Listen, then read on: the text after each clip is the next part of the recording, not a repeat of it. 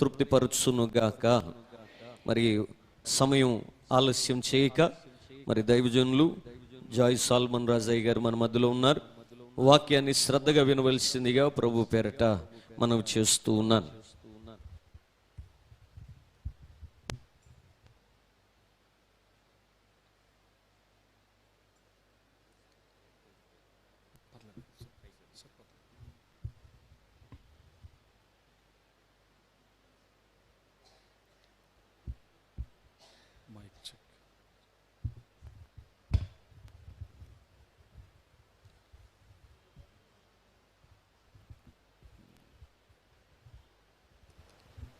దేవుని పరిశుద్ధ నామానికి మహిమ కలుగునుగాక. హల్లెలూయా. మన ప్రభువును ప్రియరక్షకుడైన యేసుక్రీస్తు శ్రేష్టమైన నామంలో నేటి ఉపవాస కూడిక 2వ దినంలోనికి నడిపించిన దేవాది దేవునికి సమస్త ఘనత మహిమలు కలుగునుగాక. ఆమేన్.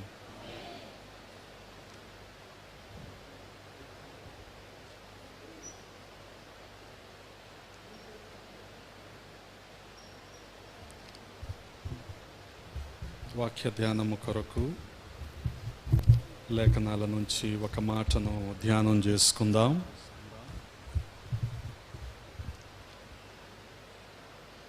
పౌలు అపోస్తలుడు తిమోతికి రాసిన 2వ పత్రిక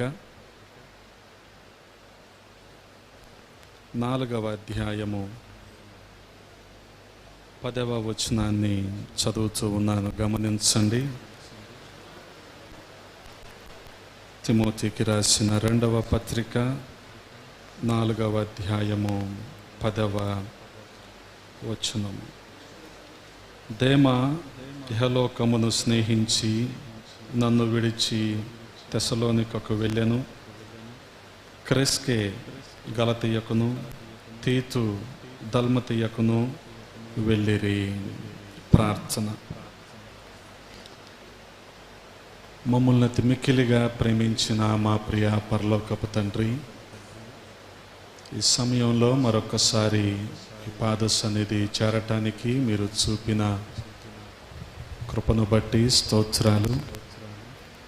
గడిచిన కాలమంతా మీ రెక్కల నీడలో భద్రపరిచారు. ఈ ఉపవాస కూడికలు ఈ 3 రోజులు కూడా ప్రభా మీ సన్నిధి, మీ ప్రసన్నత మా మధ్యలో ఉంచినందుకు స్తోత్రాలు. 2వ దినంలోనికి నడిపించారు, వందనాలు. ఇంకనూ రావాల్సిన వారిని త్వరపెట్టి తీసుకొని రండి. మీరు ఏర్పాటు చేసిన ఈ లేఖనాలను బట్టి స్తుతిస్తూ ఉన్నాం. ఈ లేఖనాలు మా వినికిడిలో దీవించండి అయ్యా. మా సమయాన్ని దీవెనకరంగా మార్చండి. అల్పుణ్ణైన నన్ను మరుగు చేసి మీ ఆత్మచేత నింపి వాడుకోమని బతిమాలుకుంటూ ఉన్నాం. సమస్తాన్ని మీ స్వాధీనంలో ఉంచుకొనండి. మీకే మహిమలు ఆరోపిస్తూ యేసయ్య పరిశుద్ధ నామంలో అడిగి వేడుకుంటున్నాము పరమ తండ్రి. ఆమేన్.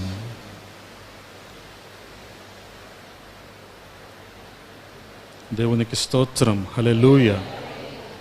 ప్రభునందు ప్రియ సహోదరి సహోదరులారా, చదవబడిన మాటలు చాలా శ్రద్ధగా గమనించండి. పౌలు అపోస్తలుడు తిమోతికి రాస్తున్న 2వ పత్రిక 4వ అధ్యాయము 10వ వచనంలో ఉన్న మాటలు మనం చదువుతూ ఉన్నాం. దేమా ఇహలోకమును స్నేహించి నన్ను విడిచి తెస్సలోనికకు వెళ్ళెను. క్రెస్కే గలతీయకును తీతు దల్మతీయకును వెళ్ళిరి. చాలా శ్రద్ధగా ఈ మాటలను గమనించవలసిందిగా ప్రేమతో మీకు మనవి చేస్తూ ఉన్నాను.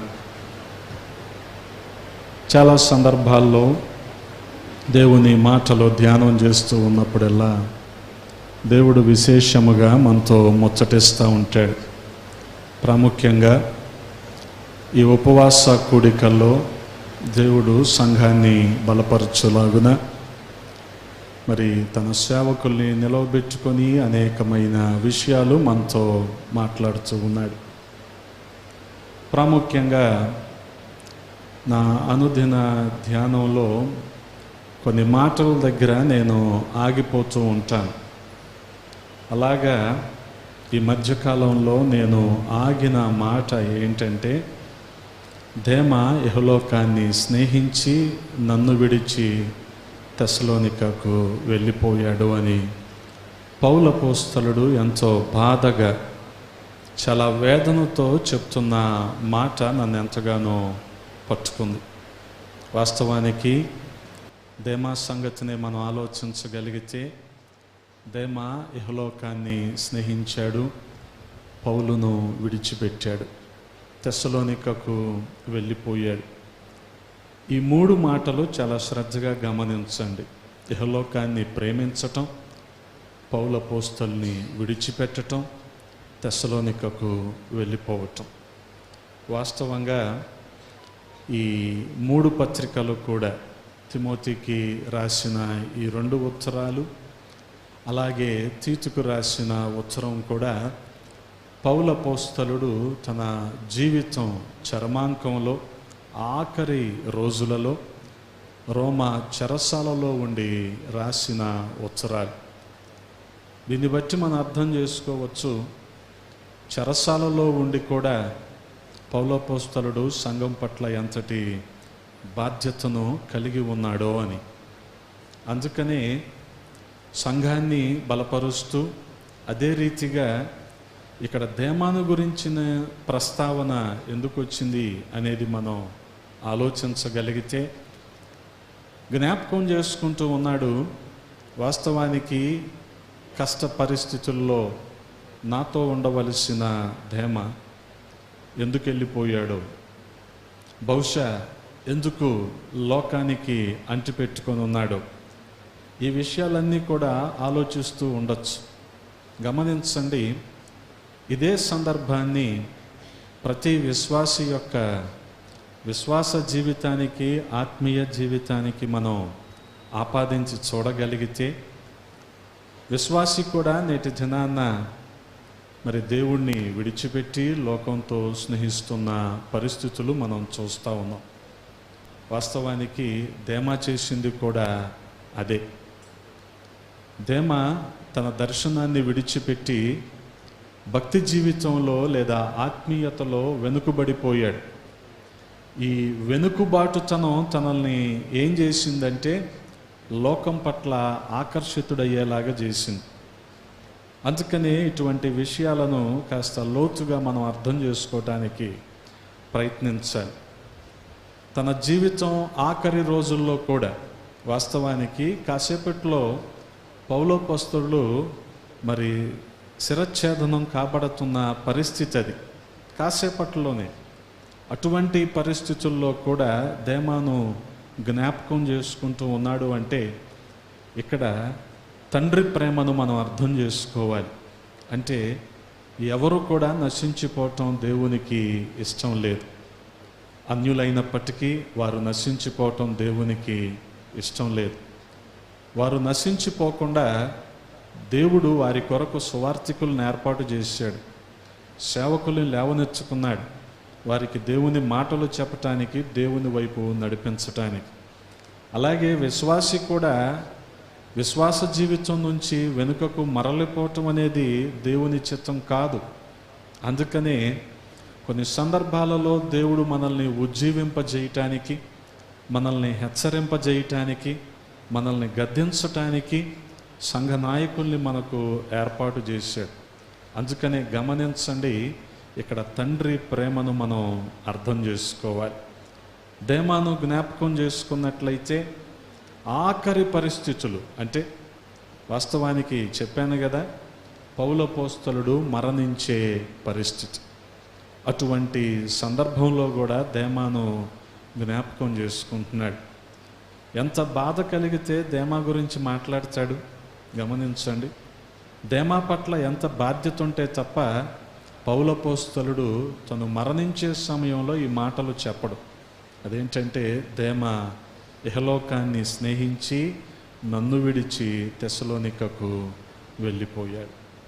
ఈ మాటలు చదువుతున్నప్పుడు నాకు కూడా చాలా బాధ కలిగింది, వేదన కలిగింది. ప్రాముఖ్యంగా దేమా విశ్వాస జీవితాన్ని అర్థం చేసుకున్నట్లయితే పౌలపోస్తలుడు చేసిన రెండవ మిషనరీ ప్రయాణంలో పట్టుబడిన ఒకానొక శిష్యుడే ఈ దేమా. మొత్తానికి పౌలు భక్తుడు 3 మిషనరీ ప్రయాణాలు చేశాడు. అపోస్తుల కార్యముల గ్రంథంలో మనం వాటిని చూస్తూ ఉంటాం. 14, 15, 16 అధ్యాయాల్లో మొదటి మిషనరీ ప్రయాణాన్ని చేశాడు. ఈకోనియా, అంతియొకయ, లుస్త్రా, దెర్బే లాంటి ప్రాంతాలలో సువార్తను ప్రకటించాడు, దుర్బోధలను ఖండించాడు, సంఘాలను ఏర్పాటు చేశాడు, వారిని బలపరుస్తూ వచ్చాడు. అలాగే 17, 18 అధ్యాయాలలో రెండవ మిషనరీ ప్రయాణం అనగా తెస్సలోనిక పట్టణంలో, బెరయ ప్రాంతాలలో జరిగిన మిషనరీ ప్రయాణంలో ఈ దేమా పట్టుబడ్డాడు. అదే రీతిగా ఆయనను వెంబడించటం ప్రారంభించాడు.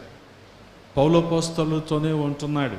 మిషనరీ ప్రయాణాలన్నిటిల్లో కూడా పౌలపోస్తలుతోనే ఉంటున్నాడు. ఆఖరికి 3వ మిషనరీ ప్రయాణం 19, 20, 21 అధ్యాయాల్లో ఆ 3వ మిషనరీ ప్రయాణం మనం చూస్తూ ఉంటాం. పౌలపోస్తలుతో కలిసి పరిచర్య చేశాడు, ప్రయాణం చేశాడు. ఎంతటి ఆధిక్యతను, ఎంతటి గుర్తింపును, గౌరవాన్ని దేమా పొందుకున్నాడు అని మనం ఆలోచన చేయగలిగితే, ఆయన గురించిన ప్రస్తావన ఫిలోమోనుకు రాసిన పత్రికలో మనం చూస్తూ ఉంటాం. 24వ వచనంలో రాయబడి ఉంది, క్రీస్తు యేసునందు నా తోడి ఖైదీ అయిన ఎపఫ్రా, నా జత పనివారైన మార్కు, అరిస్తార్కు, దేమా, లూకా వందనములు చెప్పుచున్నారు.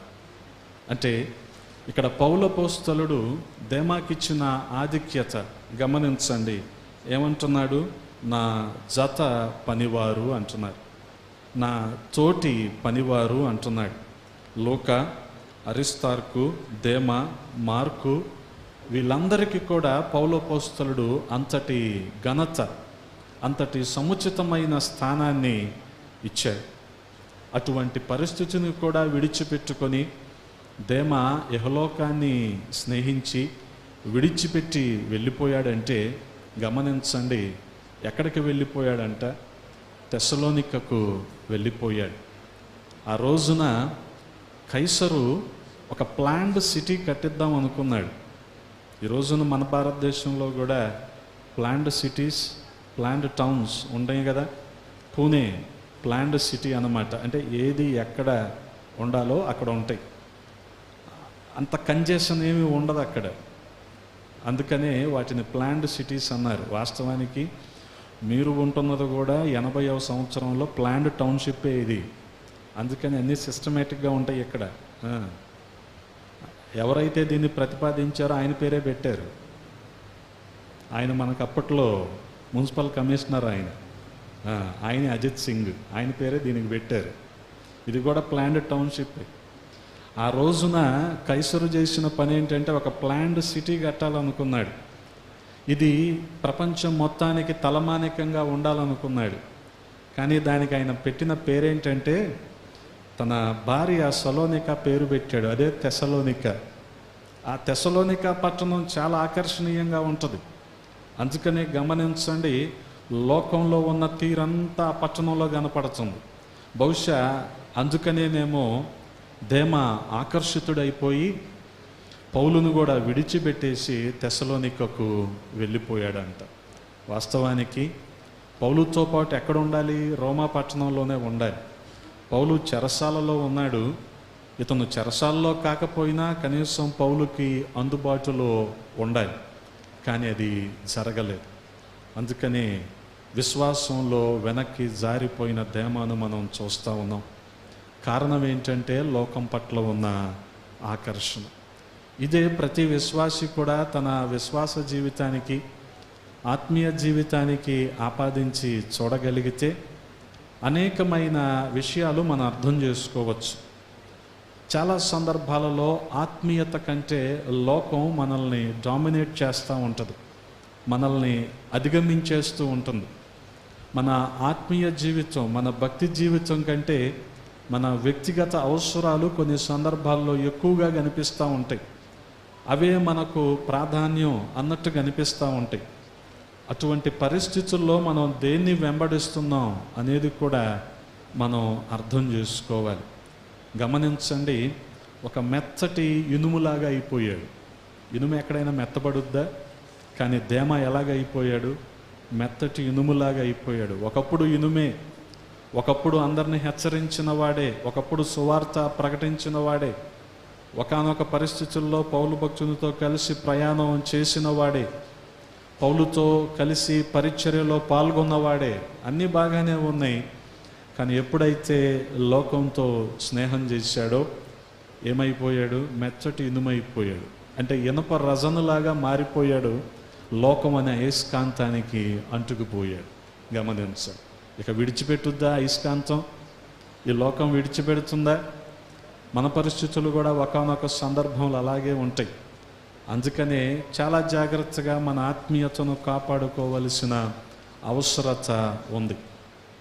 గమనించండి ప్రియ సహోదరి సహోదరులారా, దేమ పరిస్థితి కూడా అలాగే లోకం పట్ల ఆకర్షితుడైపోయి లోకంతోనే అంటిపెట్టుకొని ఉండిపోయాడు. తెస్సలోనిక పట్టణానికి వెళ్ళిపోయినట్లుగా మనం చూస్తూ ఉన్నాం. అందుకని పౌలు అపోస్తలుడు అంత వేదనలో కూడా దేమాను గురించి ప్రస్తావిస్తూ ఉన్నాడు. కాబట్టి దేమ ఈ రోజున మనకు చేస్తున్న హెచ్చరిక ఏంటంటే, మనం ఆత్మీయతలో వెనక్కి జారిపోవటానికి వీల్లేదు. అది కారణం ఏదైనా కావచ్చు. ఒకవేళ మన ఆత్మీయతను, మన అవసరతలు అధిగమించినా సరే మనం ఆత్మీయతలో వెనక్కి తగ్గటానికి వీల్లేదు. గమనించండి, కారణం ఏంటంటే ఈ ఆత్మీయతలో మనం వెనక్కు తగ్గేసరికి మన సాక్ష్యాన్ని కూడా మనం పోగొట్టుకుంటూ ఉంటాం. ఇక్కడ దేమ పోగొట్టుకున్నది ఏంటంటే తన సాక్ష్యం. తన ఉనికి బాగానే ఉంది, కానీ దేమ తన సాక్ష్యాన్ని పోగొట్టుకున్నాడు. పౌలు అపోస్తలుడు తన గురించి ఎంత రాయాల్సిన అవసరం లేదు, కానీ ఎందుకు రాశాడు అంటే మనకు హెచ్చరికగా ఉండటానికి దేమాను మన గురించి, అంటే మన ముందు ఉంచాడు. గమనించండి, బహుశా దేవుడు ఆఫర్ చేసిన దానికంటే తెస్సలోనిక పట్టణం ఆఫర్ చేసింది ఎక్కువైపోయిందేమో దేమాకి కదా. కొన్ని సందర్భాలలో ఈ లోకపరమైన ఐశ్వర్యము మనకెక్కువగా కనిపిస్తుంది. ఆధ్యాత్మికమైన ఆశీర్వాదం కంటే ఈ లోకపరమైన ఐశ్వర్యము మనకి ఎక్కువగా అనిపిస్తూ ఉంటుంది. అదే ప్రాధాన్యం, అదే అత్యవసరం అనిపిస్తూ ఉంటుంది. ఇటువంటి పరిస్థితుల్లో మనము దేవుణ్ణి విడిచి వెళ్ళే ప్రమాదం ఉంది. అందుకనే గమనించండి, ఏది కూడా మన ఆత్మీయతను చెరిపివేయటానికి వీల్లేదు. ఏ పరిస్థితి కూడా మన భక్తి జీవితాన్ని పాడు చేయటానికి వీల్లేదు. అందుకనే దేవునితో మనకి ఉన్న సహవాసాన్ని నిరంతరం కూడా మనం కొనసాగించవలసిన వారమై ఉన్నాం. అపవాది ఎవరిని పట్టుకుంటాడు అంటే బలహీనుడినే పట్టుకుంటాడు, బలవంతుడిని ఎప్పుడు పట్టుకోడు. గమనించండి, మీరు ఎప్పుడైనా ఈ యానిమల్ ప్లానెట్ లాంటి దాంట్లో ఒక క్రూర జంతువు ఈ గేదెల్ని కానీ ఆవుల్ని కానీ వేటాడటం చూసారా? నేను ఈ అడవి మొత్తానికి రాజును కదా అని చెప్పి ఒక మంద ముందు వెళ్తూ ఉంటుంటే వాటన్నిటికంటే ముందుగా పరిగెత్తి ఫస్ట్ లైన్లో నుంచొని ఫస్ట్ లైన్లో ఉన్న గేదెనో ఆవునో తింటదా? తింద కదా. లాస్ట్లో ఒకటి ఉంటుంది, గుడ్డిది, ఎడ్డిది, మడ్డిది, నడవలేనిది ఏదో ఒకటి ఉంటుంది, దాన్నే పట్టుకుంటుంది. అది అర్థమవుతుందా మీకు? అంటే ఎవరు బలహీనతలో ఉంటారో అపవాది వారినే పట్టుకుంటాడు. గమనించండి. అందుకనే భక్తి జీవితాన్ని మనం నిరంతరం కాపాడుకుంటూ ఉండాలి. ఆ తీవ్రత, ఆ ఆత్మలో మంట నిరంతరం మనం కొనసాగిస్తూ ఉండాలి. ఆ ప్రార్థనా జీవితం, వాక్య ధ్యానం, సహవాసం అంటే ఆసక్తి నిరంతరం మనలో కొనసాగుతూ ఉండాలి. ఎప్పుడైనా వీటిలో అలసత్వం వచ్చిందనుకోండి, అపవాదికి మనం అవకాశం ఇచ్చిన వాళ్ళం అవుతాం. అందుకని వీటిని మనం నిర్లక్ష్యం చేయటానికి వీల్లేదు. గమనించండి, మనం కూడా ఒకానొక పరిస్థితుల్లో ధేమాలాగా మంచి మంటతో ఉన్న వాళ్ళమే. ఎప్పుడు? ఆత్మీయ జీవిత ప్రారంభ దినాల్లో, రక్షించబడిన తొలి దినాల్లో అలాగ ఉండిన వాళ్ళమే. కానీ రాను రాను ఏమైపోయింది? చల్లారిపోయాం. సీనియారిటీ పెరిగితే చల్లారిపోతారా? చల్లారిపోకూడదుగా. సీనియారిటీ పెరిగితే సిన్సియారిటీ పెరగాలి. అంతేగాని దేవుని పట్ల మనకున్న ఆసక్తి తగ్గిపోయి ఎప్పుడు వెళ్ళే మందిరమేగా, ఎప్పుడు చదివే వాక్యమేగా కాదు. ప్రతిరోజు నూతనంగా దేవుడు తన వాక్కుని మనకు అందిస్తూ ఉంటాడు. ఏదో ఒక నూతనమైన విషయాన్ని మనకు బోధిస్తూ ఉంటాడు.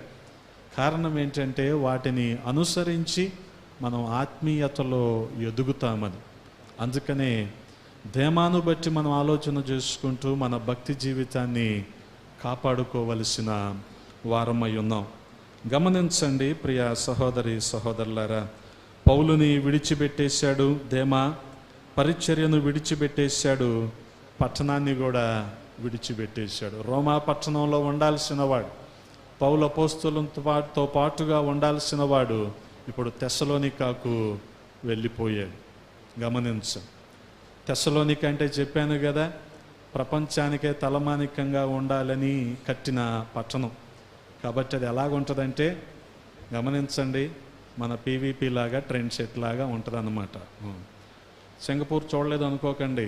సింగపూర్ చూడటం అంటే పీవీపీ మధ్యలో నుంచొని ఎలా చూస్తే అదే సింగపూర్ అలాగే ఉంటుంది. ఎవరో సింగపూర్ని చేస్తానన్నారు ఆంధ్రప్రదేశ్ని. నేను అనుకున్నా, నిజమే అనుకున్నా, ఇదే సింగపూర్ అని తర్వాత అర్థమైంది. కాబట్టి మోసపోకూడదు మనం. గమనించాలి. అందుకనే ఇప్పుడు ఎక్కడికి వెళ్ళిపోయాడు? పౌలును విడిచిపెట్టి, పరిచర్యను విడిచిపెట్టి లోకంతో స్నేహం చేయటానికి వెళ్ళిపోయాడు. గమనించండి, అనేక సందర్భాలలో మనం కూడా దేవుణ్ణి విడిచిపెట్టడానికి కొన్ని కారణాలు పరిశుద్ధ గ్రంథంలో మనకి కనబడుతూ ఉన్నాయి.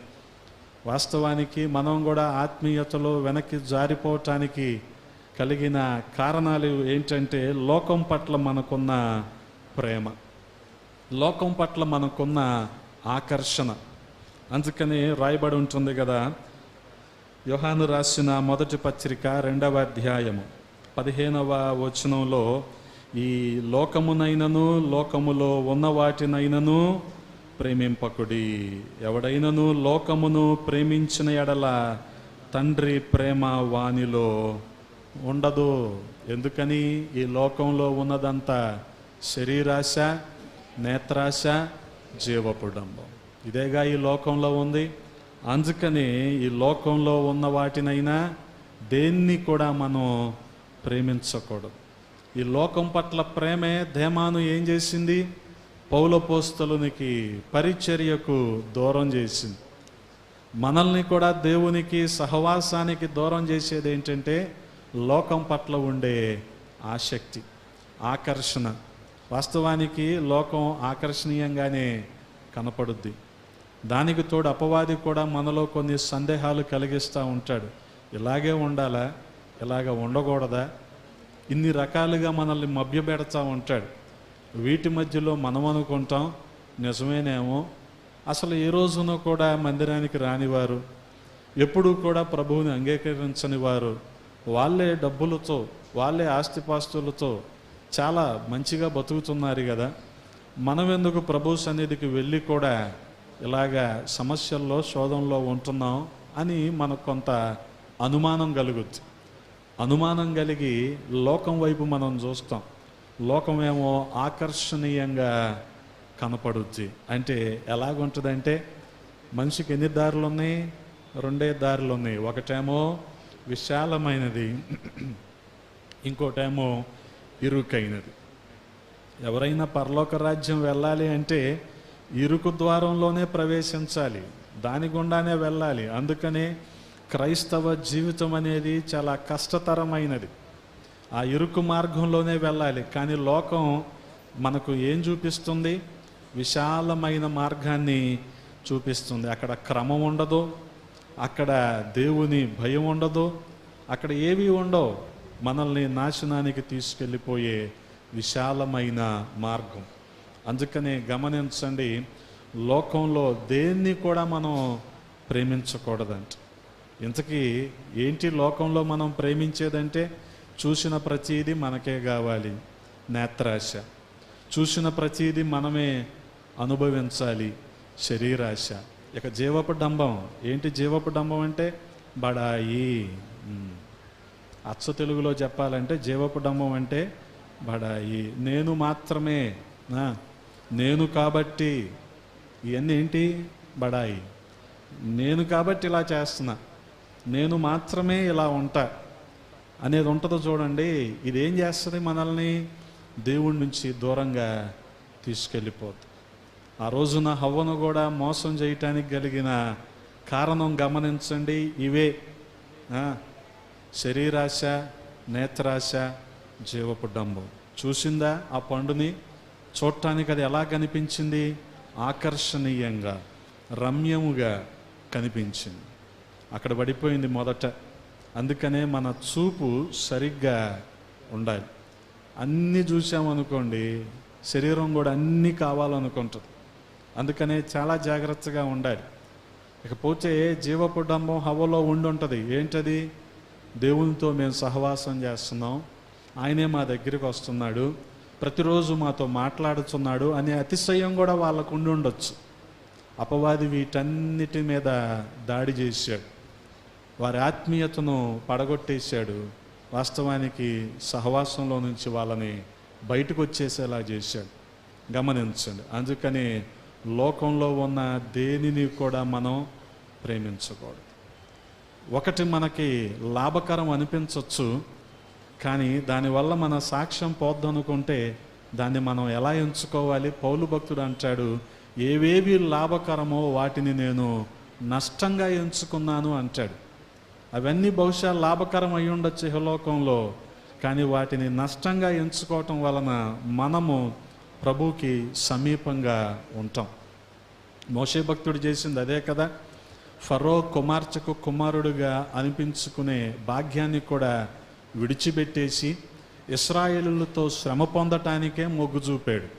అంటే అలాగ ఫరో కుమార్తెకు కుమారుడుగా ఉన్నాడు అనుకోండి, చక్కగా రాజుతో పాటుగా అంతఃపురంలో వాళ్ళందరితో పాటుగా ఆ ఐగుప్తు రాజ్యంలోనే ఉండేవాడు. కానీ తన ప్రజలు అనగా ఇశ్రాయేలులు శ్రమ పొందుతుంటే వారితో పాటు శ్రమ పొందటానికే మొగ్గు చూపాడు. కాబట్టి ఇక్కడ వచ్చి ఎండకు ఎండుతున్నాడు, వానకి తడుస్తున్నాడు. తనకి లాభకరమైన వాటన్నిటినీ ఏం చేసుకున్నాడు? నష్టంగా ఎంచుకున్నాడు. గమనించండి, పౌలు భక్తునికి కూడా అనేకమైన విషయాలు ఉన్నాయి. లాభకరంగా ఎంచుకోవటానికి, అతిశయించటానికి, జీవపు డంబం కలిగి ఉండటానికి చాలా విషయాలు ఉన్నాయి. గమాలియేలు పాదాల దగ్గర నేను చదువుకున్నాను, నేను పలానా గోత్రానికి సంబంధించిన వాడిని, నాకు ఆ రోజుల్లో రోమా పౌరసత్వం ఉంది. ఇటువంటి చాలా గొప్ప సంగతులు పౌలు భక్తునికి ఉన్నాయి. కానీ వాటన్నిటినీ పౌలు భక్తుడు నష్టంగా ఎంచుకున్నాడు. గమనించండి, ప్రెస్టీజియస్ కాలేజెస్లో, యూనివర్సిటీస్లో చదివితే పేరు వస్తుంది కదా, కానీ వాటిని నువ్వు నష్టంగా ఎంచుకుంటావా ఏ రోజైనా? మనం ర్యాంకు రాలేదని కనీసం పేమెంట్ సీట్ అయినా కట్టి వాటిల్లో చదవటానికి ప్రయత్నిస్తాం. నువ్వు స్టాన్ఫర్డ్లో ఎందుకు చదివావు? నీకు ఐఐటీలో సీట్ రాలేదు కదా ఇక్కడ, అందుకని నువ్వు స్టాన్ఫర్డ్లో చదివావు. నువ్వు దాన్ని నువ్వు గొప్పగా చెప్తావు, ఏమని? స్టాన్ఫర్డ్లో చదివాను. అరే నాయన, నువ్వు ఇక్కడ పనికిరాలా? ఎక్కడ? ఐఐటీలో, బిట్స్ పిలానీలో ఇట్లో పనికిరాలా నువ్వు, నీకు సీట్ రాలేదు ఇక్కడ, అందుకని డబ్బులు కట్టి అక్కడ చదివావు నువ్వు. దాన్ని కూడా నువ్వు గొప్ప చెప్తే ఎలాగా? అర్థమవుతుందా నీకు? దీన్ని ఏమంటాం ఇప్పుడు? గొప్పలు చెప్పుకోవటాన్ని జీవపు డంబం అంటాం. ఇది మీరు అర్థం చేసుకోవాల్సింది. ఈ లోకంలో ఉన్నదంతా ఏది? నేత్రాశ, శరీరాశ, జీవపు డంబం. అందుకనే ఈ లోకాన్ని కానీ, లోకంలో ఉన్న దేన్ని కానీ ప్రేమించద్దు అంటున్నాడు. ప్రేమిస్తే ఏం జరుగుతుంది? ఆత్మీయతలో మనం వెనక్కు జారిపోతాం. ఆత్మీయతలో వెనక్కి జారిపోతే ఇక ఎంత భక్తి చేసి ఉపయోగం లేదు. గమనించండి. అందుకనే వీటిని మనం అర్థం చేసుకోవాలి. లోకం పట్ల ప్రేమ, ఈ లోకం పట్ల ప్రేమ మనల్ని ఏం చేస్తుంది? దేవుడి నుంచి దూరం చేసేస్తూ ఉంటుంది. అందుకని ఈ లోకం పట్ల ప్రేమ ఉండటానికి కలిగిన కారణాలు ఏంటంటే గమనించండి. మత్తయి సువార్తలో రాయబడి ఉంటుంది, ముండ్ల పొదలలో 13వ అధ్యాయము 22వ వచనము. ముండ్ల పొదలలో విత్తబడిన వాడు వాక్యము వినువాడే గాని ఐహిక విచారమును ధనమోసమును ఆ వాక్యమును అణిచివేయును గనుక వాడు నిష్ఫలుడగును. గమనించండి, వాక్యం వినేవాడేనంట, కానీ విన్న వెంటనే ఐహిక విచారం ఏం చేస్తుంది? ముండ్ల పొదల్లాగా ఆ పెరుగుతున్న వాటిని అణిచివేస్తుంది. కాబట్టి ఆ వాక్యం ఫలిస్తుందా? ఫలించట్లా. వాక్యం తెలిసిన వారమే, కానీ ఎందుకు అపవాది చేతుల్లోకి చిక్కుతున్నామంటే వాక్యాన్ని మనం ఆచరణలోనికి తీసుకురాటల్లా. ఐహిక విచారాలన్నీ కూడా మనం చదివిన, మనం నేర్చుకున్న, ధ్యానం చేసిన వాక్యాలను ఏం చేస్తున్నాయి? ముండ్ల పొదల్లాగా అణిచివేస్తూ ఉన్నాయి. గమనించండి కదా. మందిరంలో ఉన్నంతసేపు చాలా ప్రశాంతంగా ఉంటుంది, విన్నంతసేపు బాగానే ఉంటుంది, కానీ దారిలోకి వెళ్ళాక రకరకాల అనుమానాలు వస్తాయి. అవునా, ఇది ఇంతేనా, అది అలాగేనా, ఇది కూడా నిజమేనా? ఇన్ని రకాలుగా అపవాది మనల్ని ఏం చేస్తూ ఉంటాడు? మభ్య పెడతా ఉంటాడు. దీనికి తోడు ఐహిక విచారాలు, ఏం తిందాం, ఏం త్రాగుదాం, ఏం ధరించుకుందాం కదా. ఏం తిందాం, ఏం త్రాగుదాం, ఏం ధరించుకుందాం. కొంతమంది ఎక్కువగా బంగారం మీదే ఖర్చు పెడతారు. ఈ వెనక రోడ్లో ఉన్న వాళ్ళు అచ్చంగా బిర్యానీ మీదే ఖర్చు పెడతారు. ఇక మనం దేని మీద ఖర్చు పెడతాం? బట్టల మీద ఖర్చు పెడతాం కదా. మనల్ని బేస్ చేసుకొని డిసెంబర్ జనవరిలో ఎన్ని కోట్ల రూపాయల బిజినెస్ జరుగుద్దో తెలుసా? మనం వేసుకునే బట్టలు కదా. మందిరానికి వెళ్ళకపోయినా పర్లా, కొత్త బట్టలు మాత్రం కావాల్సిందే.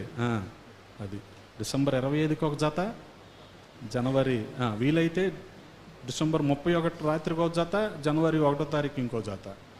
ఇన్ని కొనాలి కదా. మరి తోటోడి తొడగోసుకుంటే మనోడు మెడగోసుకోవాలి. పలానా వాళ్ళు అది కొన్నారు కాబట్టి మనం కూడా కొనాలి. కొని కొని కొని ఏం జరుగుద్ది ఆఖరికి? వాస్తవానికి క్రైస్తవుడు బట్టల మీద పెట్టే ఖర్చు ఎవరు పెట్టరు ప్రపంచంలో. మీకు తెలుసో లేదో, ఎవరో పెట్టరు. అబ్దుల్ కలాం లాంటి వాడికే 4 జతలు ఉన్నాయి. మార్క్ జుకర్బర్గ్ లాంటి వాడికే 2 జతలు ఉన్నాయి. మనకి ఎన్ని జతలు ఉంటాయి? మనకు ఎన్ని జతలు ఉంటాయో మనల్ని పెట్టులో పెట్టాక తెలుస్తుంది. అప్పటి వరకు తెలియదు ఎవరికి, నీకు కూడా తెలియదు. అప్పుడు తెలుస్తుంది మనకు ఎన్ని జతలు ఉన్నాయో. ఎందుకని? అక్యూములేట్ అయిపోయినాయి ఇవన్నీ, పోగేసుకుంటా వచ్చాం జీవితకాలంలో. అందుకని ఇవన్నీ ఏంటి? లోకంలో ఉన్నవి. శరీరాశ, నేత్రాశ, జీవపడంబం, ఐహిక విచారాలు, ఏం తిందాం, ఏం త్రాగుదాం, ఏం ధరించుకుందాం, ఇవన్నీ మనల్ని ఆత్మీయతలో వెనక్కి లాగేస్తూ ఉంటుంది. అందుకనే లోకంలో దేన్ని కూడా మనము ప్రేమించకూడదు. గమనించండి, లోకంలో దేన్ని ప్రేమించకూడదు. ప్రేమిస్తే ఏం జరుగుతుంది? దేవుని మీద నుంచి మన ప్రేమ వెళ్ళిపోతుంది. అందుకనే యాకోబు భక్తుడు కాస్త కఠినంగానే అంటాడు, 4వ అధ్యాయము 4వ వచనంలో, వ్యభిచారిణులారా, ఈ లోక స్నేహము దేవునితో వైరమని మీరు ఎరుగరా? కాబట్టి ఎవడు ఈ లోకముతో స్నేహము చేయగోరునో వాడు దేవునికి శత్రువగును. గమనించండి. కానీ ఆ ముందు మాట్లాడిన మాట ఉందో చూడండి, చాలా కఠినమైన మాట, కానీ తప్పదు. ఎందుకు వాడు ఉంటాడంటారు? వాస్తవానికి సంఘం దేవునితో ప్రధానం చేయబడి ఆయనతో పెండ్లి కావాల్సిన సంఘం. కానీ ప్రధానం చేయబడిన తర్వాత పక్కన వాళ్ళని చూస్తూ ఉందనుకోండి, అలాంటి మనిషిని ఎవరైనా మళ్ళీ పెళ్లి చేసుకుంటారా? ఇప్పుడు సంఘం ఎవరితో ప్రధానం చేయబడింది? దేవునితో ప్రధానం చేయబడి ఉంది. మరి పెళ్ళి ఎప్పుడు? ఆయన వచ్చినప్పుడు కదా. ఈలోపు మన చూపు ఎవరి మీద ఉండాలి కదా. కానీ మన చూపు ఎవరి మీద ఉంటుంది? ఈ లోకం మీద ఉంటుంది. ఈ పక్క చూపుల వల్ల ఏం జరుగుతుంది? దేవుని మీద ప్రేమను మనం పోగొట్టుకుంటున్నాం, ఆత్మీయతలో వెనక్కి జారిపోతా ఉన్నాం. అందుకని ఆ మాట వాడాడు. కాబట్టి దాన్ని జాగ్రత్తగా అర్థం చేసుకోండి. అది కరెక్ట్ పదం అన్నమాట, పరిస్థితికి అనుగుణంగా. అందుకని 25వ అధ్యాయం మత్తయి సువార్తలో వాళ్ళందరూ కూడా పెండ్లి కుమారుడు కోసం ఎదురు చూస్తూ ఉన్నారు. సిద్ధపడిన వాళ్ళు ఉన్నారు, సిద్ధపాటు లేని వాళ్ళు కూడా ఉన్నారు. సిద్ధపడిన వారిని ఆయన తీసుకెళ్ళాడు, సిద్ధపాటు లేని వారిని విడిచిపెట్టేశాడు. ఈ రోజున మనం కూడా అదే అర్థం చేసుకోవాలి. లోకాన్ని ప్రేమించామనుకోండి, సిద్ధపాటు ఉండదు కదా. వాళ్ళు బహుశా అన్నీ పట్టించుకుంటున్నారు కానీ సిద్ధలో నూనె ఉందో లేదో మాత్రం చెక్ చేసుకోలేదు. వాళ్ళు అన్నీ పట్టించుకున్నారు, అవి కావాలి ఇవి కావాలి, అలాగైతేనే ఉండాలి ఇలాగైతే అన్నీ అనుకున్నారు. కానీ గమనించండి, అసలుది మర్చిపోయారు. అంటే ఆత్మలో మంట, అది మర్చిపోయారు. మనం మండుతూ ఉంటే అది దేవునికి మహిమ, కానీ మనం చల్లారిపోతే దేవునికి మహిమగా. గమనించండి, ఏదో విలువ కలిగిన వస్త్రాలు ధరించి బంగారం అన్నీ ఉండి ఆస్తిపాస్తులతో దేవుని మహిమపరచడం కాదు. మన ఆత్మలో తీవ్రత కలిగి ఉండి అనేకుల్ని దేవుని వద్దకు నడిపిస్తూ దేవుణ్ణి మనం మహిమపరచాలి. ఇది మన ముందున్న బాధ్యత. గమనించండి, ఇది లేదు కాబట్టే దేమా ఏం చేశాడు? లోకంతో స్నేహం చేశాడు, పౌలుని విడిచిపెట్టేశాడు, తెస్సలోనికాకు వెళ్ళిపోయాడు. అక్కడ ఏదో ఉంది. లోతుకు కూడా సొదొమ గొమొర ఎలా కనిపించింది? చాలా పచ్చగా ఆకర్షణీయంగా కనిపించింది. కానీ అక్కడికి వెళ్తే ఏముంది? అంతా పాపమే ఉంది అక్కడ. దేమాకు కూడా తెస్సలోనిక అలాగే కనిపించింది. ఈ రోజున మనకు కూడా సంఘము తప్ప, సహవాసం తప్ప లోకం అంతా చాలా ఆకర్షణీయంగా కనపడుతూ ఉంటుంది. ఇదే విడ్డూరం మనకి. సంఘం తప్ప ఎందుకని? సహవాసంలో సంఘంలో క్రమం ఉంటుంది కదా. లోకం అయితే విశాలమైన మార్గం, ఎలాగైనా ఉండొచ్చు, ఎలాగైనా జీవించవచ్చు, ఏదైనా చెయ్యొచ్చు కదా. వాస్తవానికి ఏదైనా చెయ్యొచ్చు అని లోకంలోకి వెళ్ళిపోతే పరిస్థితి ఎలాగుంటుందో తెలుసా? అంతా కరువే. దేవుని భయం ఎక్కడ ఉండదో అక్కడ కరువు ఉంటుంది. గమనించండి, చిన్న కుమారుడు ఏం చేశాడు? తండ్రి ఇంటిని విడిచిపెట్టేసి తనకు రావాల్సింది తీసుకొని ఎక్కడికో వెళ్ళిపోయాడు. పోనీ దాన్నైనా సరిగ్గా భద్రం చేసుకున్నాడా? లేదుగా. మొత్తం కూడా వృధా చేశాడు, దుర్వ్యాపారం చేశాడంట. అది బహుశా అక్కడికి వెళ్ళాక ఇన్సాల్వెన్సీ పిటిషన్ పెట్టుంటాడు. అదే మీ భాషలో చెప్పాలంటే ఐపీ పెట్టుంటాడు. ఎప్పుడు? ఆస్తి అంతా అయిపోయాక. ఆ తర్వాత అర్థమైంది కరువు వచ్చింది. ఎందుకు కరువు వచ్చిందంటే అయిపోవటం వల్ల కాదు, దేవుని అందలి భయభక్తులు లేకపోవటం వల్ల, క్రమం లేకపోవటం వల్ల. ఒక డిసిప్లిన్ లేదనుకోండి, కరువు వస్తుంది. ఇళ్లల్లో కూడా ఒక డిసిప్లిన్ లేదనుకోండి, ఫినాన్షియల్ డిసిప్లిన్ లేదనుకోండి, కరువు వస్తుంది. మనం అనుకునే ఫినాన్షియల్ డిసిప్లిన్ ఏంటంటే బెగబట్టడం. ఇది కాదు ఫినాన్షియల్ డిసిప్లిన్ అంటే. గమనించండి, అందుకనే ఈ లోకంలోకి వెళ్ళి దేవుణ్ణి విడిచిపెట్టేస్తున్న పరిస్థితులు నేటి దినాల్లో మనం చూస్తూ ఉన్నాం. కాబట్టి గమనించండి, వీటన్నిటిని మనం ఎప్పటికప్పుడు స్వపరీక్ష చేసుకుంటూ ఉండాలి. ఎలాగుంటున్నాం మనం, మన ఆత్మీయత ఏంటి? అందుకనే ఎప్పుడు జ్ఞాపకం వస్తాయి అంటే ఇవన్నీ మన దర్శనం మన ముందుంటే మనకి ఇవన్నీ జ్ఞాపకం వస్తాయి. మన దర్శనం ఎప్పుడు మనం తేటగా ఉండాలి. మన దర్శనం అసలు ఎందుకు మనం ప్రభువుని నమ్ముకున్నాం అనేది మనకు తెలియాలి ముందు. గమనించండి, అది మన ముందుందనుకోండి, ఖచ్చితంగా దాని మీదే మన దృష్టి ఉంటుంది, కానీ లోకం మీద మన దృష్టి ఉండదు. ప్రభువుని ఎందుకు నమ్ముకున్నామంటే సగం మందికి ఈరోజు సమాధానం తెలియదు, దానికి జవాబు తెలియదు. మా వాళ్ళందరూ వెళ్తున్నారు, మేము వెళ్తున్నాం, ఇలాగే చెప్తారు. కానీ అసలు ఎందుకు నమ్ముకున్నావు అనేది చాలామందికి తెలియదు. అది తెలుసుకోవాలి ముందుగా, అప్పుడే అపవాది మనల్ని మోసం చెయ్యడు. అందుకని గమనించండి, పౌలు అపోస్తలుడు అంటున్నాడు 26వ అధ్యాయము అపోస్తల కార్యముల్లో 19వ వచనంలో అంటున్నాడు, కాబట్టి అగ్రిప్పరాజా, ఆకాశము నుండి కలిగిన ఆ దర్శనమునకు అవిధేయుడను కాక అంటున్నాడు. ఆకాశముందు కలిగిన ఆ దర్శనం ఎక్కడ?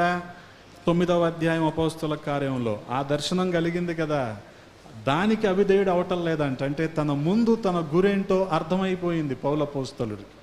అందుకని అక్కడి నుంచి ఇంకా వెనుకకు తిరిగేది లేదు అంటున్నాడు. కాబట్టి లోకం పట్ల ప్రేమ మనల్ని ఏం చేస్తుంది? ఆత్మీయతలో నుంచి వెనక్కుకు దిగజారేలా చేస్తుంది. కాబట్టి లోకాన్ని కానీ లోకంలో ఉన్న దేన్ని కానీ మనం ప్రేమించటానికి వీల్లేదు. అలాగే కొన్ని సందర్భాల్లో శ్రమలు, శోధనలు మనల్ని దేవునిలో నుంచి వెనక్కు తగ్గిపోయేలాగా చేస్తూ ఉంటాయి.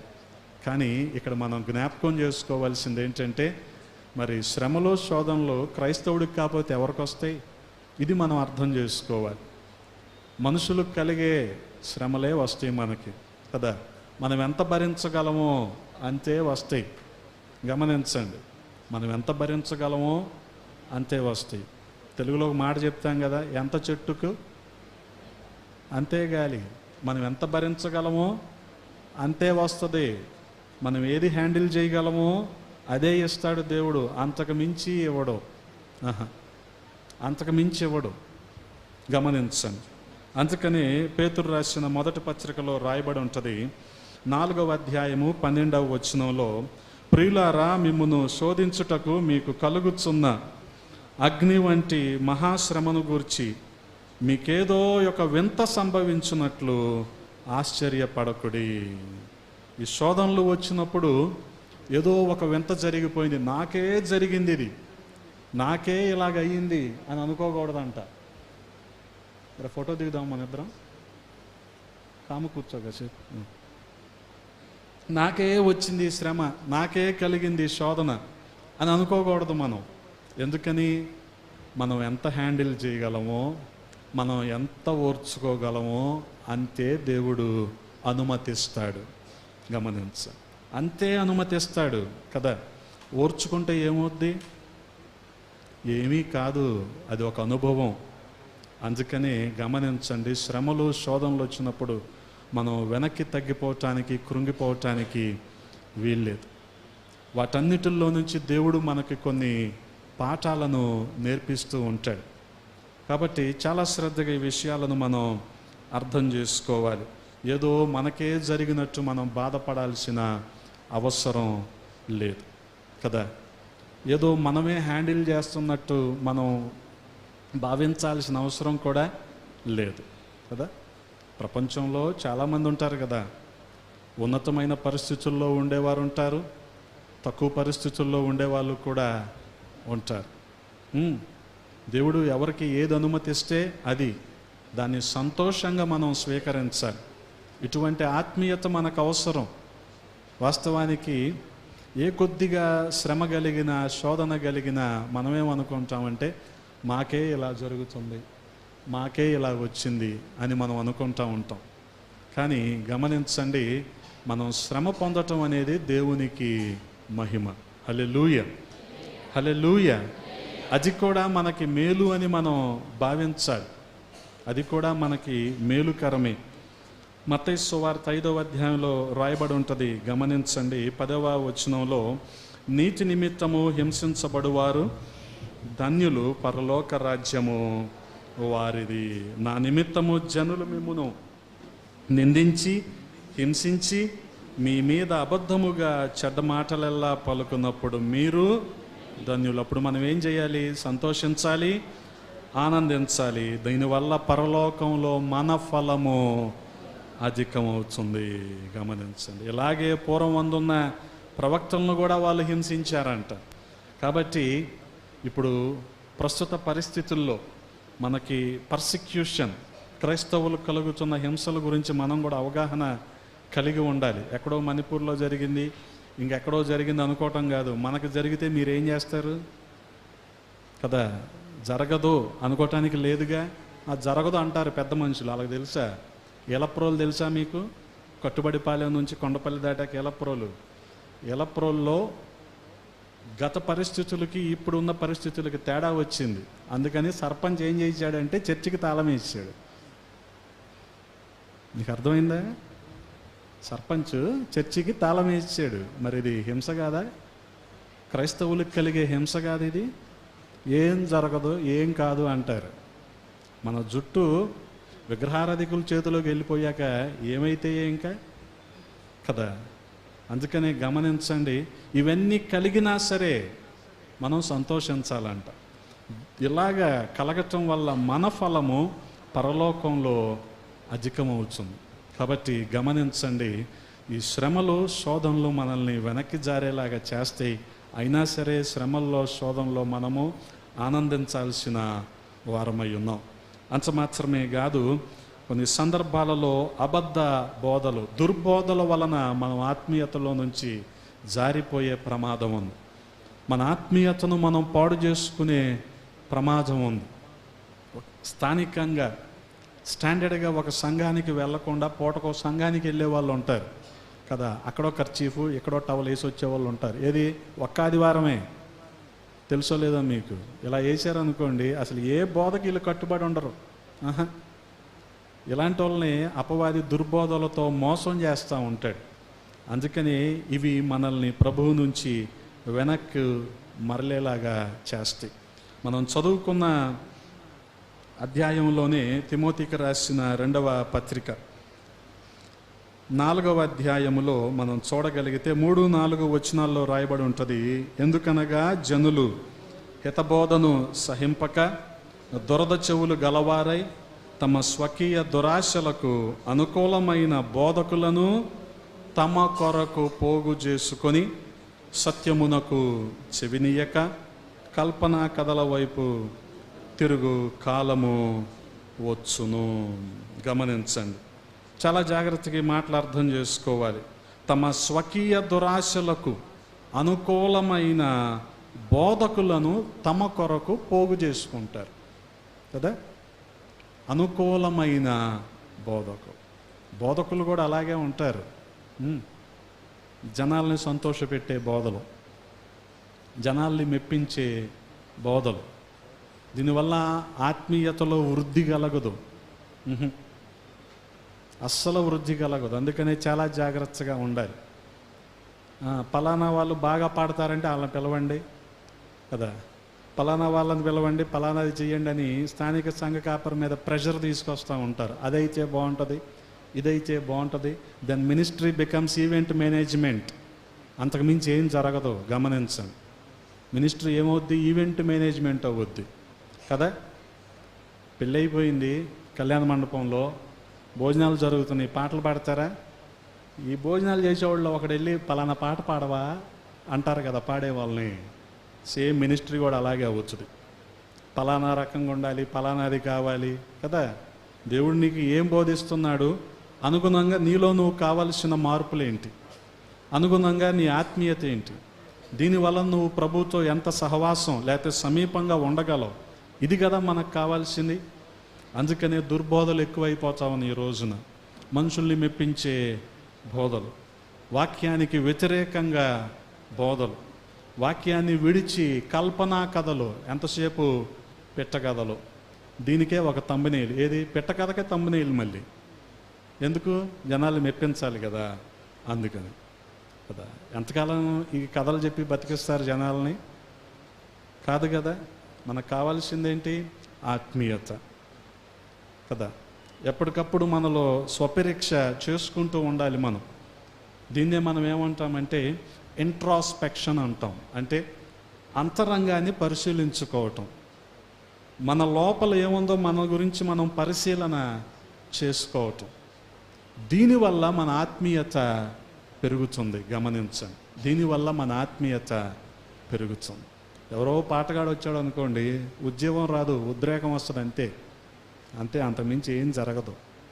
కానీ ఎప్పుడైతే మనం దేవునికి సమీపంగా ఉంటామో, ఆయన వాక్యాన్ని అనుసరించి ఆయన మాటలకు విధేయత చూపిస్తామో, అప్పుడు మనలో ఆత్మీయత వస్తుంది. ఇది మనకు కావాల్సింది. అందుకని ఎక్కడా కూడా ఈ దుర్బోధల వైపు మనం మొగ్గు చూపకూడదు. చాలా సందర్భాల్లో అపవాది ఏం చేస్తాడంటే ఇదే కరెక్ట్ అన్నట్టు చూపిస్తాడు, ఇదే ఖచ్చితమైంది అన్నట్టు చూపిస్తాడు. అది విధేయత చూపించలేక చాలామంది వాళ్ళు చాలా కఠినంగా బోధిస్తారండి అంటారు. అపవాది వాళ్ళలో అటువంటి భావన కలిగించేయటం కారణంగా ఇక వాక్యాన్ని వాళ్ళు వెంబడించరు, మనిషిని వెంబడిస్తారు. మనకు కావాల్సింది ఏంటంటే దేవుని వాక్యాన్ని వెంబడించటం, దేవుని వాక్యాన్ని అనుసరించి నడవటం. అందుకని దుర్బోధలకు చాలా జాగ్రత్తగా ఉండాలి. పేతురు భక్తుడు అంటాడు 2వ అధ్యాయము 2వ పత్రికలో 2వ అధ్యాయము 1వ వచనంలో అంటాడు, అబద్ధ ప్రవక్తలు ప్రజలలో ఉండిరి, అటువలనే మీలోనూ అబద్ధ బోధకులుండిరి. వీరు తమ్మును కొనిన ప్రభువుని కూడా విసర్జించుచు.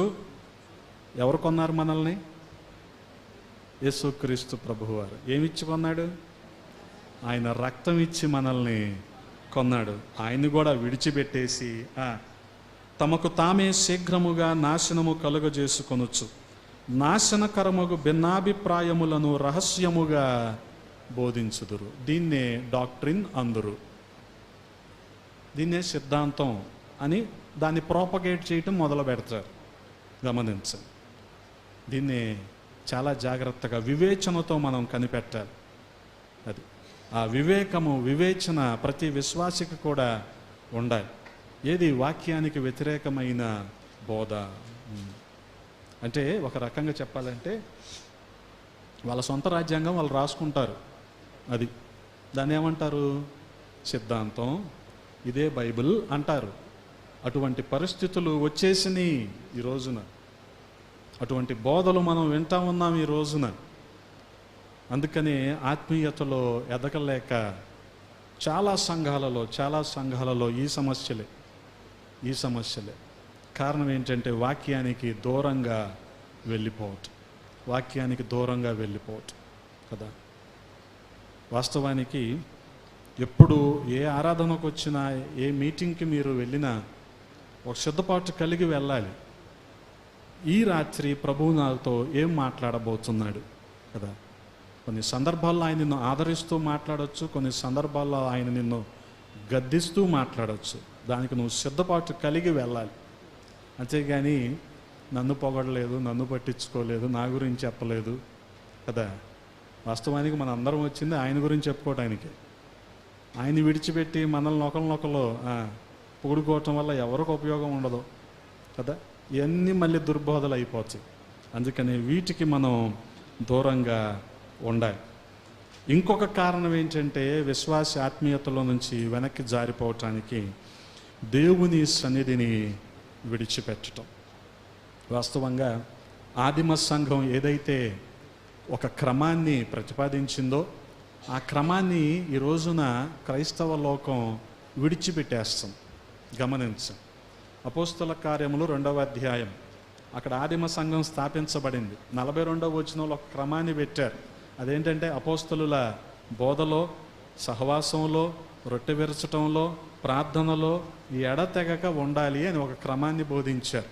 ఈ రోజున ఆ క్రమము చాలా చోట్ల కనబట్టలేదు. గమనించండి. అందుకనే దేవుని సన్నిధికి దూరం అయ్యే కొద్దీ దేవునికి కూడా మనుషులు దూరం అయిపోతూ ఉన్నారు.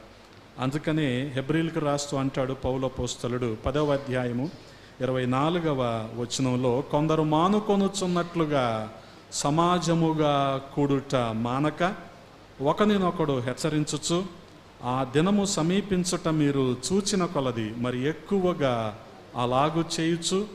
గమనించండి, ఆ దినము సమీపించుట. ఏ దినము? ప్రభువు దినము, ఆయన వచ్చే రోజు సమీపించే కొలది మనల్ని మనం పరిశీలించుకుంటూ, మనం సిద్ధపాటు కలిగి ఉంటూ, మనల్ని మనం సరిచేసుకుంటూ, దిద్దుకుంటూ, ఈ రకంగా మనం సిద్ధపాటు కలిగి ప్రేమ చూపుటకును సత్కార్యములు చేయుటకును ఒకరినొకడు పురికొల్పవలెనని ఆలోచించుము. గమనించ. మానకూడదు దేవుని సన్నిధిని. సంఘానికి రావటం, సంఘ క్రమాల్లో పాల్గొనటం మానకూడదు. పరిస్థితి ఎలాగున్నా సరే. వర్షం పడిందని ఆగిపోయావనుకో, ఇంక అంతకు మించిన దౌర్భాగ్యం ఇంకోటి ఉండదు కదా. వర్షం పడిందని ప్రయాణాలు ఆపటం లేదు, మనం వ్యక్తిగత పనులు ఆపుకోవటం లేదు.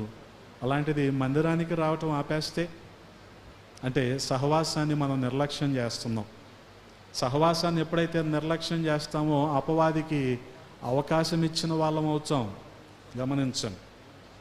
అందుకని ఆ దినము సమీపించే కొలది సమాజముగా కూడుకోవటం మనం మానకూడదు. మానితే ఏం జరుగుతుంది? గమనించండి. అపవాది మరలా మనలో అనేకమైన అనుమానాలు కలిగిస్తాడు, దేవునికి వ్యతిరేకంగా మాట్లాడతాడు, మనల్ని అవిశ్వాసంలోకి తీసుకెళ్ళిపోతాడు, మన ఆత్మీయతను చెడగొట్టేస్తాడు. కాబట్టి చాలా జాగ్రత్తగా ఉండాలి. అంత మాత్రమే కాదు, లోకాసు వార్తికుడు అంటాడు 12వ అధ్యాయము 47వ వచనంలో తన యజమానుని చిత్తం ఎరిగియుండియు సిద్ధపడక, ఆయన చిత్తం ఏంటి? ప్రతి ఒక్కరూ కూడా ఆయనతో ఉండాలి అనేదే ఆయన చిత్తం. దీన్ని గ్రహించకుండా సిద్ధపడక ఆయన చిత్తము చెప్పున జరిగింపక ఉండు దాసునికి అనేకమైన దెబ్బలు తగులును. అంతే కదా, 5 ఆయనతో పాటు వెళ్ళిపోయారు పెండ్లి కుమారుడితో, 5 మాత్రం విడిచిపెట్టబడ్డారు. బహుశా వాళ్ళ పరిస్థితి కూడా ఇదే అన్నమాట. అందుకనే లెక్క చూసుకునే యజమానిగా 25వ అధ్యాయంలో ఆయన మనకు కనబడతా ఉంటాడు. పెండ్లి కుమారుడిగా ఆయన మనకు కనబడతా ఉంటాడు. తీర్పు తీర్చే రాజుగా 3 కోణాలలో మత్తయి సువార్త 25వ అధ్యాయంలో యేసుక్రీస్తు ప్రభువారు కనబడతా ఉంటారు. అందుకనే ఆయన చిత్తాన్ని చేయకుండా, ఆయన చిత్తం తెలుసుకొని కూడా చేయకుండా నిర్లక్ష్యం చేస్తూ ఆయనకి దూరంగా ఉండే వ్యక్తి ఎవరైతే ఉంటారో ఏం తగులుతాయి అంటే అనేకమైన దెబ్బలు.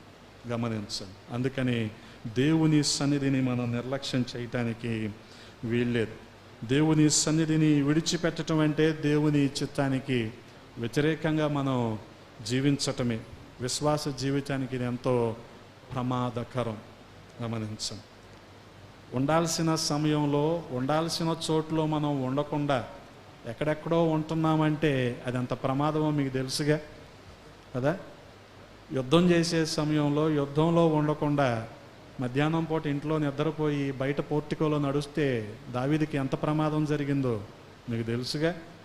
అలాగే ఒక సమయం అన్న తర్వాత, ఆరాధన అన్న తర్వాత దేవుని సన్నిధికి వెళ్ళకుండా ఆ సమయంలో నువ్వు ఎక్కడో ఉంటే ఏదో చేస్తూ ఉంటే అది కూడా అంతే ప్రమాదం. గమనించు. అందుకని దేవుని సన్నిధిని మనం నిర్లక్ష్యం చేయకూడదు. దేవుని సన్నిధిని మనం నిర్లక్ష్యం చేయకూడదు. ప్రతి సందర్భంలో కూడా పరిస్థితులు ఏ రీతిగా ఉన్నా సరే మనం సమాజముగా లేదా సహవాసంగా కూడుకోవటం అనేది చాలా ప్రాముఖ్యమైన సంగతి. అంత మాత్రమే కాదు, పాపముతో సమీపంగా ఉండటం, పాపానికి దగ్గరగా ఉండటం కూడా దేవుడి నుంచి మనల్ని వెనుకకు మరలుస్తూ ఉంటుంది. ఆత్మీయతలో వెనక్కు దిగజారిపోయేలాగా చేస్తూ ఉంటుంది. గమనించండి. దావీదు భక్తుడు అంటాడు 66వ కీర్తన 18వ చరణంలో, నా హృదయంలో నేను పాపమును లక్ష్యము చేసిన ఎడల ప్రభువు నా మనవి వినకపోవును. నా హృదయంలో పాపం ఉంటే ఆయన నా ప్రార్థన వినడో. గమనించండి. మనం పాపానికి సమీపంగా ఉంటే ఆయన మన అవసరతలు తీర్చడో.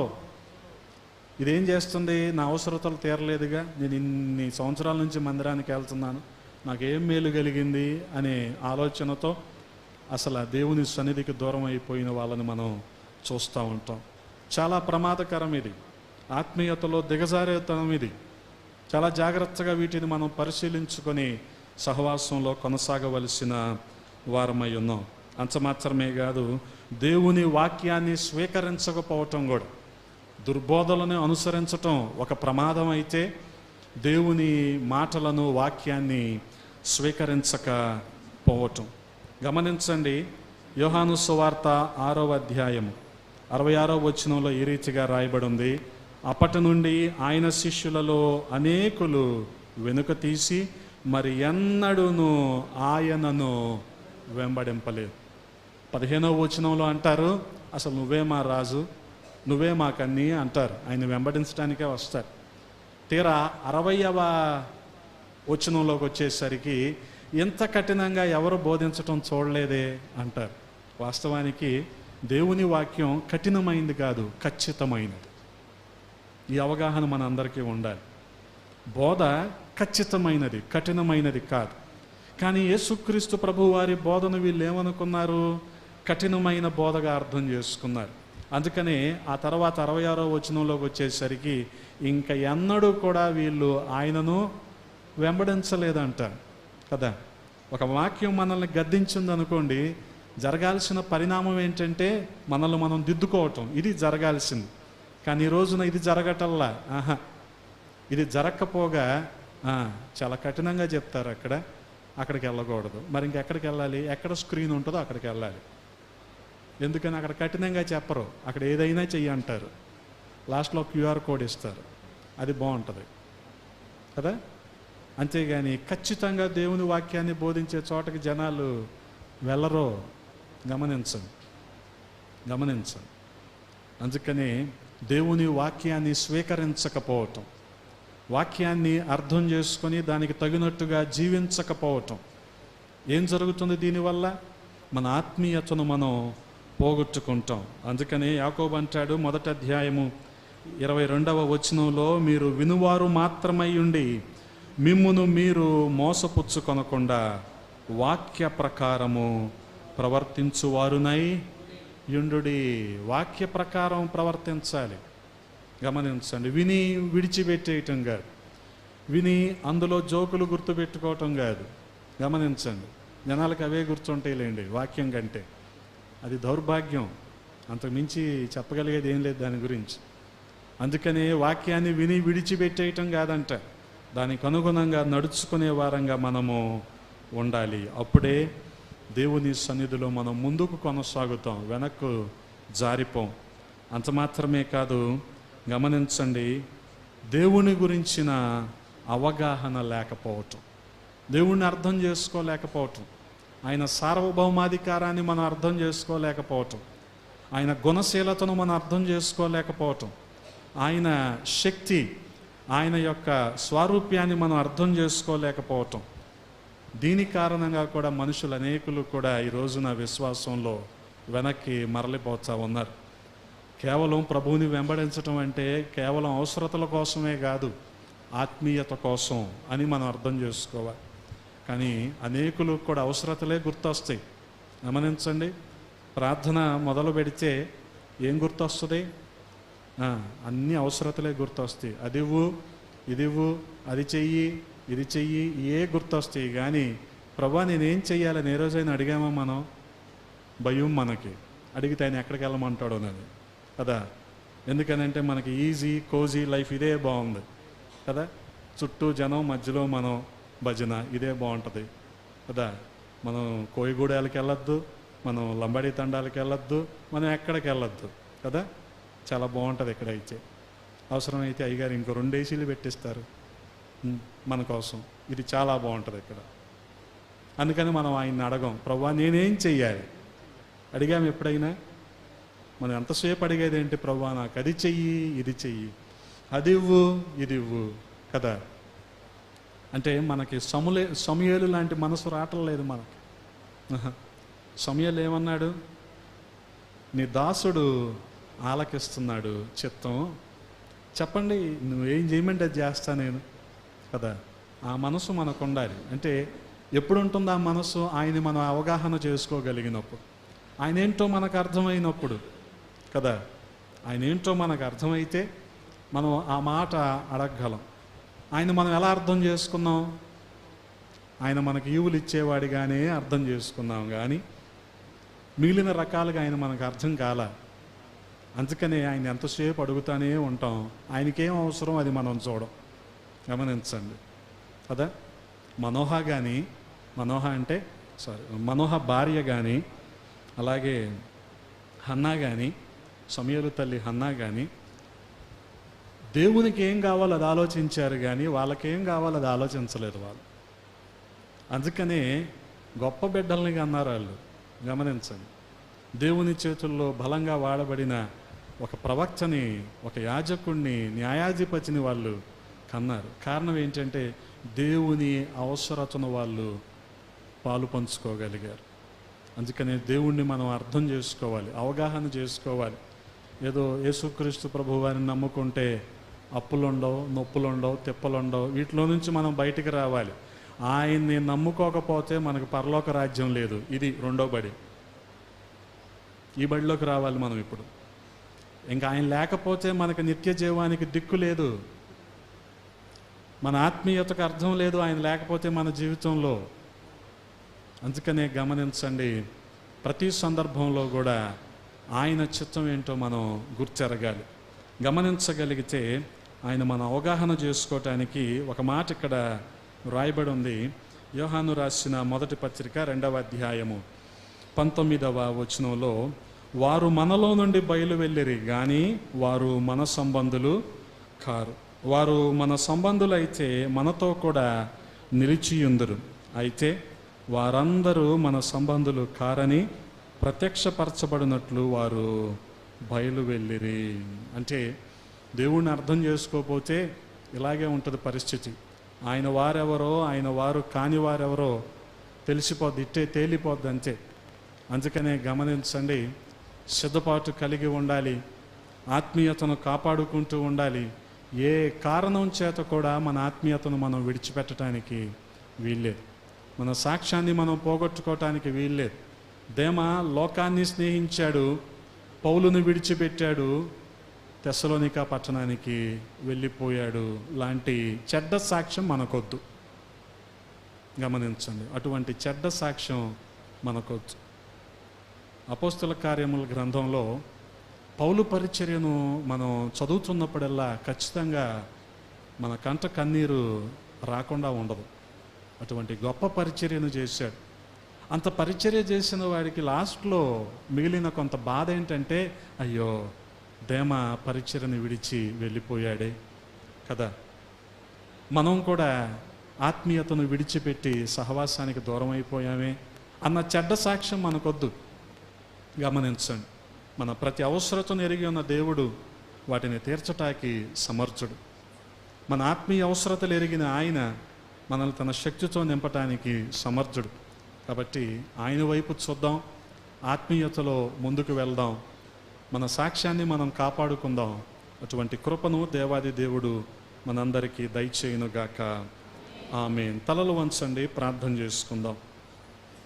తలలు వంచండి, ప్రార్థన చేసుకుందాం.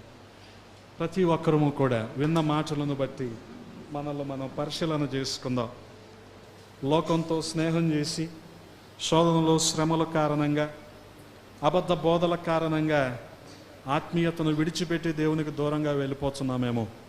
ప్రియ సహోదరుడా, సహోదరి, ఒకసారి పరిశీలన చేసుకుందాం. ఆత్మీయత నుంచి వెనక్కి తగ్గిపోవటం అనేది అపవాదికి అవకాశం ఇచ్చినట్టు అవుతుంది. కనుక మనల్ని మనం సహవాసంలో కొనసాగుతూ, ఆత్మీయతలో ఎదుగుతూ, దేవుడు ఇస్తున్న ఆత్మీయ ఆశీర్వాదాలను మనం పొందుకోవలసిన వారమై ఉన్నాం. ప్రతి ఒక్కరము కూడా మనల్ని మనం పరిశీలించుకుంటూ, ఏ విషయంలో దేవునికి ఆయాసకరంగా ఉంటున్నాము, ఏ విషయంలో తప్పిపోతున్నాము, ఏ విషయంలో మన దర్శనాన్ని విడిచిపెట్టి లోకం పట్ల ఆకర్షితులవుతున్నామో వాటిని మనం ప్రభు వద్ద యథార్థంగా ఒప్పుకుందాం. ప్రభువా, నా ఆత్మీయ జీవితాన్ని బలపరచాయని అడుగుదాం. అడిగిన ప్రతి వారికి ఆయన ఆత్మను సమృద్ధికి ఇచ్చే దేవుడిగా ఉన్నాడు. ప్రియ సహోదరు.